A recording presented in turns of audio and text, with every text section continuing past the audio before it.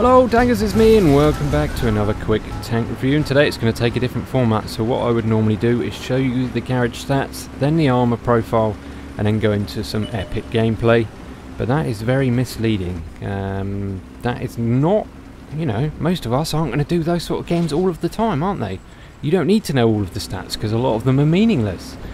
You don't need to see the armor profile because you can do that yourself now in game. I can talk about it, but what you need to know is what's good, what's not good, and if it suits your playstyle and whether you should bother or not. So today is going to be a very honest review of the Strv 74 tier 6 Swedish medium tank.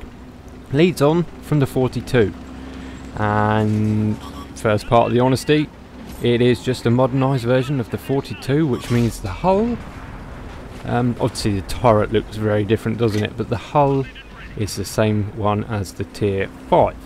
And you may have noticed on the channel there was no review of the tier 5, and that's because I could find nothing to talk about it that I liked. There was nothing the 42 did that a Sherman or a 4H or a T-34 didn't do better.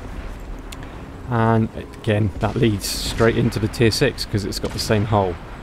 The frontal hull armour values I think go up to about 70, but in reality it doesn't work at all.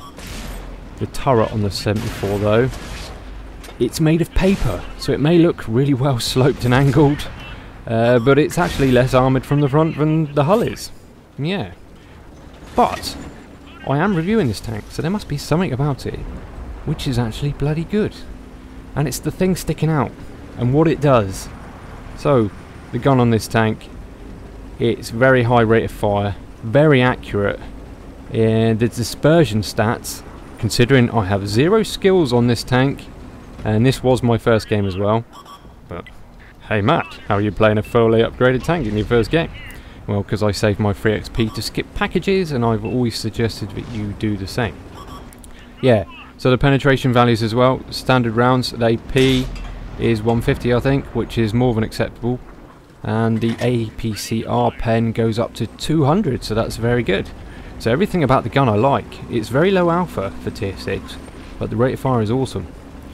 And the dispersion, again with no crew skills, is very nice. So I could expect if you guys that were able to get a Swedish premium tank and start grinding up crew skills before they came out, and you've got a banging crew in this tank, it's awesome. Look, I'm moving and turning the turret, and the dispersion circle's still trying to come down. Yeah, very good. But that's still not the best thing about this gun. Because of the shape of this turret, it has 15 degrees of gun elevation and 15 degrees of gun depression. This thing is a medium tank Dicker Max. It is, quite frankly, amazing gun depression, which you need, again, because the turret is made of paper, and it has a big commander's hatch sticking out as well, which is an easy target. Look at that, I'm able to aim at the tank below me. It's amazing. Unfortunately though, the games I have played in this tank, I did not get one map where I could kind of demonstrate it to you. Really wanted Redshire or somewhere like that to really put this gun depression to work, but I just couldn't get one. Yeah, so sorry about that, but I can assure you 15 degrees, well that's double some of the other tier 6 medium tanks. Yeah, quite simply epic. Back to the hull armour as well though. I've taken more artillery HE pens to the hull in this thing than I have in all of the other tanks I've been grinding combined. Yeah, it's definitely, what's the term people use quite a lot? Glass cannon. Yeah, but I do feel that the gun handling itself is enough. The gun handling and gun depression is enough to make this tank. You definitely don't want to skip it. It's a fun little tank to play, but I've never remembered. Oh, nice shot! The game's been a little bit boring until that shot.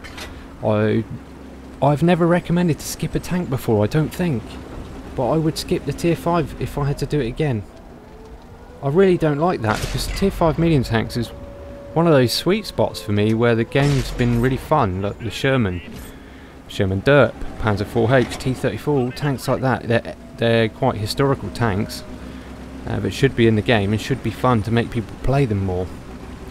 Yeah, but the Strv tier 5, not for me. Yeah.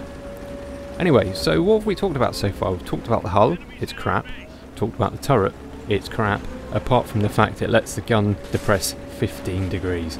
I know I keep going on about it, but that is quite simply awesome. The mobility though, this is something I would like to see buffed slightly.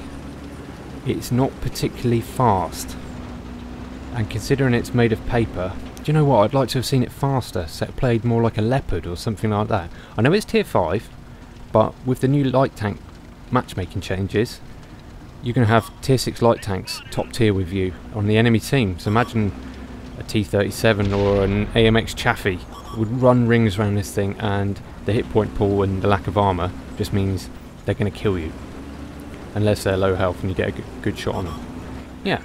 Anyway, so the last bit of this game does get a little bit more interesting. But the ammo count as well. I've not done much this game, have I? In reality. Because this is a True Lies episode, I'm not going to BS you at all.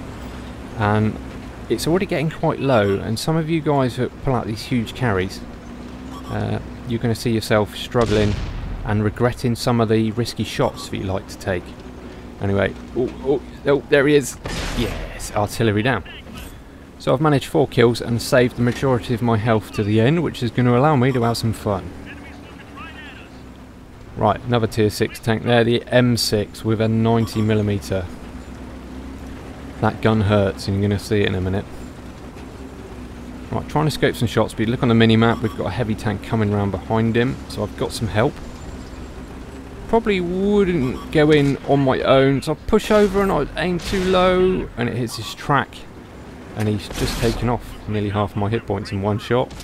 See, there's that mobility. A Cromwell, I would have chewed this guy up. On this sort of map, the gun depression really doesn't matter too much.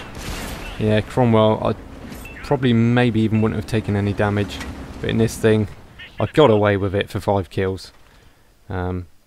Purely because of the rate of fire. Right, quick look results in. High caliber and an ace tanker with only 1700 damage. And we're going to see the base XP in a minute.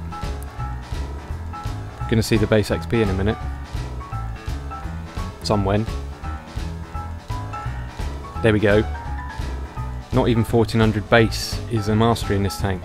So I'm pretty sure there's a lot of other people that either just didn't get on with this tank or got through it as quickly as they could. And then maybe not many people trying to 3-mark this thing and pushing up the mastery figure. Because that's low, isn't it? And that's kind of this tank. It's very situational. You want a tank with a lot of hills, a map with a lot of hills, so you can get that gun depression and the rate of fire working. And to sum this tank up, it's kind of an easy 8, but it's not as good. But still worth playing. Anyway, hope you enjoyed the new format of these reviews. Let me know if you want to go back to the old format where I tell you a load of stuff about the tank and then show you a huge 8 tank gameplay, or you prefer the honest approach. Anyway, cheers guys, thanks for staying around, and I'll catch you on the next one. See you later.